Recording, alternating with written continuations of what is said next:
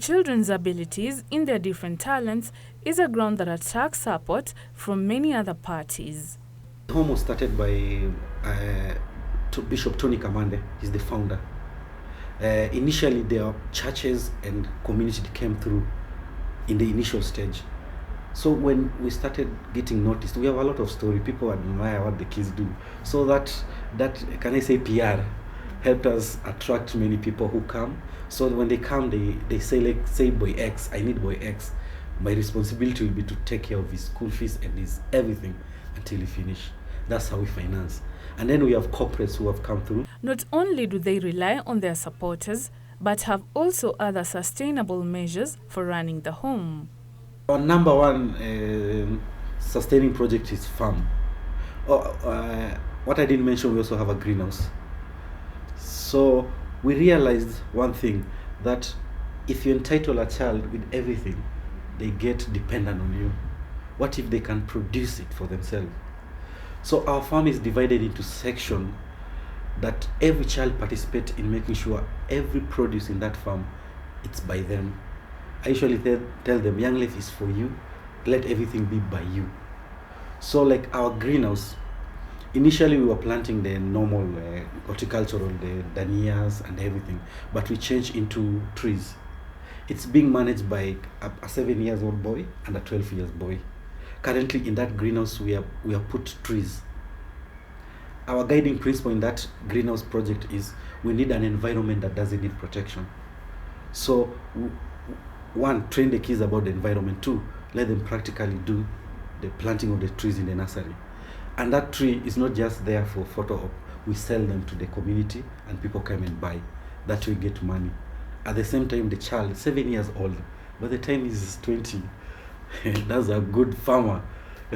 So the 7 years old and the 12-year-old are the one taking care of our greenhouse. On the farm, as I said, we have the turkey and all those animals. Each animal has a boy who takes care of it. Now, there's that part of a child being a child. If you don't motivate them, they'll just mess up. So those who are dealing with the turkey and those who are dealing with the chicken, every week they have to eat 3 eggs. That is, you don't even ask, just take and eat. Trust me, we eat every Friday 2 crates of eggs from our own farm. Turkey, duck, and chicken. Each of them, turkey has a boy, chicken has a different boy, and then ducks has a different boy. When it comes to dairy goat, we want to do also the cow, but we are in rural and then getting food. It's more like a semi-arid partly, so it requires a lot of investment. For us, we went to what we can manage. That's dairy goat. There is 2 boys who make sure they are well fed in the morning. They milk them, and we drink our own milk. My joy is in the children's success, says Fred. I can name the individual boy. Yeah. Let me mention, his name is Isaac Waithaka. He's a musician. On YouTube, his name is Icy Young. He started singing when he was around 6 years. And in school, he was also good. So, and then what impressed me, it was his discipline and his commitment to just hold on to what he believes in. He finished high school and he went to college. He did music production. And he continued doing his music career. And what Isaac did after college, he's the one who came and set up the studio at the home. Apart from that he went and set up his own studio called Wigu Production. And some of our boys are partly produced in the Wigu Production, as he trained them to also be producers at our own simple studio. And right now he's not doing very bad. His future is bright. We have a boy, his name is Jackson Morege. He was good in academic. He went to JKUAT, did BBIT. Right now he owns a business in Ruiru and he's doing very well. And then we have others who have set up their businesses. Most of them, if I may go back, what we are teaching them is to be employers rather than be employee. I want them to set up I usually tell them, I want to see you guys writing checks, paying people. So those who finished like 10 years ago, majority of them have set up their businesses and is doing very well. They are going by our motto, be employers. When I see a child just believing in what he believes in, determined to achieve, and then one day you see him solving problem using his own, not using his own academic papers, but using his skills and practical skills to solve problem. When I see a child who sees life beyond basic needs, he sees, I'm a man, I'm a girl, and I'm a solution to this problem that is facing Kenya. What makes me happy is when I sit with them and then they're giving you ideas and you're like, why are we not doing this in Kenya? Why are we still, sorry to say, politicizing stuff and doing that? Yet there's this kid in class 5, he has already found a solution to bring water in slums. There's this kid who has already found a way to make sure every home is connected to an internet. It gives me joy. It gives me joy to see that the Kenya I leave behind, there are people who are going to take that responsibility and do it even better. We do not believe in corporal punishment. We therefore punish our children differently. Some people believe that corporate punishment works. Yes, at some point. But for us, we realize something. Most of these kids come from very difficult background. The moment you get physical with them, they react, and they react badly.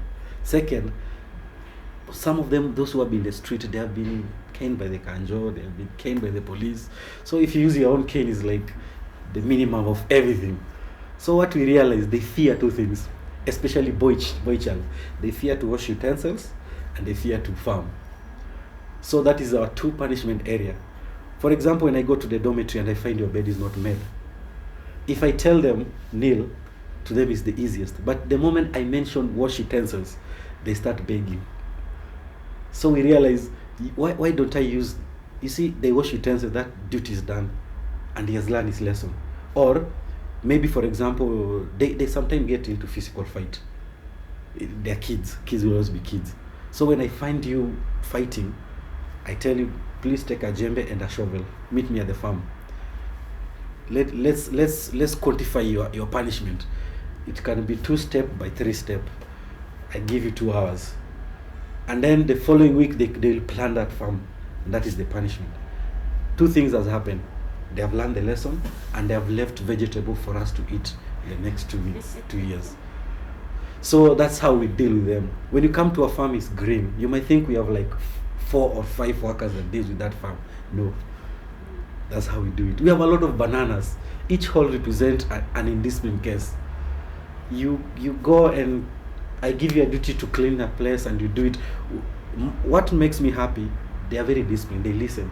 But what we are looking right now is quality. I give you to clean somewhere and you're doing it by 70%. That is not accepted in Young Life Farm. I'm trying to give them that idea of quality. You'll go to a farm, you'll be employed by who? They look for quality. So you do 70% to us is not pass mark to the field. And that way, lesson, both land, farming and, yeah. By empowering the boy child, Fred also gave room for the girl child to benefit from this program. When we started, it was all about the boy child. But then we realized in our community, there are also girls who need help. But we've made our facility in such a way the dormitory is only for the boy child. So how do we bring the girl child in our program? So what we did is we went to the community, identified those families that are needy. But in that family, we only take the girl child.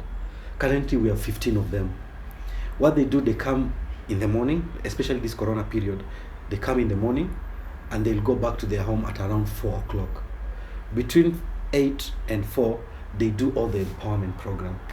We have girls who can do engineering, you won't even believe. There are girls who, there's one whose name is Mercy Kamau. He's a very good journalist. He can shoot video, edit, and do all those stuff. We have girls they do farming, no discrimination. As long as you're a human being, that's what matters. I don't look at the gender, you're a human being. That means you have the ability. So like Mercy, he has a very big farm. He has planted his vegetable. I don't treat them differently. I see human, not a girl, not a boy. I'm Mercy Kamau, a member in Young Life Children's Home. It is mainly known being a boy child institution, but over the years they introduced the girl child program. We are 15 girls. I myself, I'm very challenged by the boys, especially Stephen, who is an artist, who is a producer, who does music. He just challenged me, and from the challenge, I decided. Fred introduced me to photography. I do photography myself. I also do farming as apart from photographing. My farm is in Young Life. It's a Kills farm. I also do editing, and I also do videography. I also upload or deploy videos on social media. Being that most initiatives are met with challenges, this hasn't been an exception. Some of the challenges we get, one of them falls under the basic needs. We need continuous supply of the basic needs, that is the food, clothing, beddings, because they're still coming and they're still being used. So getting, especially in this COVID-19 era, most of those visitors find economical downturn, so they have been also affected. So we've seen the reduction of donation in the home in terms of those food. Second is understanding our program. It's very difficult to explain to a visitor who is used to a children's home that ask only for basic needs that I need the empowerment tools. Some of them, they get their own ideas in their mind. Why are you asking me for a screwdriver? Why are you asking me for, you see? So there's that understanding of a child in a children's home is not just there to eat and sleep. He needs also to be empowered. So some of them, it takes long, so that they can get that even a 7-year-old boy can dismantle a computer and can do the amazing things that they're showing. And then you convince them to give you the tools and the support that is needed. That's where the challenge is. And lastly, sometimes we have all this, the issue, we have an HIV program, and we also have what we call them the vulnerable kids. Sometimes we get stuck with, the issue of the health in Kenya, so getting them to the right medication, right? That's where the challenge is main for us. More and more empowerment, as Fred says, is part of their future plans. For Young Life to be, it's not a one-man show. There's the team and the supporter. Personally, I want to thank our founder. His name is Tony Kamau. He's been of great help to make sure us as staff do what we can. Secondly, I want to thank every staff in Young Life. Jeremiah Mwangi and Boniface Kasiki, they have been very instrumental to make sure that this project is very important. And I want to thank the Dome. We come in an area called Dome area. I want to thank the community, from the government, the chief, the government administration. They have been very supportive, and even the neighborhood. I want to thank the corporates like Safaricom, CDSC, and those APA insurance for coming big time to make sure that things that exist, they came to be. And I want to thank finally the kids. It's not easy for them to just do what they do. It requires discipline and commitment. Each one of them, they are my heroes. They deserve every mashujaa and every hero model. They are the best in the world, and they are my world. The children say they are very grateful for the opportunities given by the home. To Young Life, that is Young Life, I thank it because it has done so much to me. Being this young, it's abnormal that you find a girl who is a photographer, a farmer, but it has done me to be that. So I thank the organization. Nikitoka Young Life, nitakuwa nakumbuka Young Life. In Kenya, we have about 18 million children. If all of them are given practical chance to explore their inner, rather than putting them in this academic box that you have to get an A to be intelligent. No, if we can let them explore their inner self. Imagine 18 kids in 2020, 5 years from now, if they are given the same chance I'm giving these boys. I'm looking at, in the next 20 years, made in Kenya will be close to made in USA. Someone in China will be asking a shopkeeper in China, I need that telephone made in Kenya. But right now, made in Kenya is nowhere. And that's what we're doing in Young Life, training them practically rather than guys with degrees and a lot of theories, and they're not solving any problem.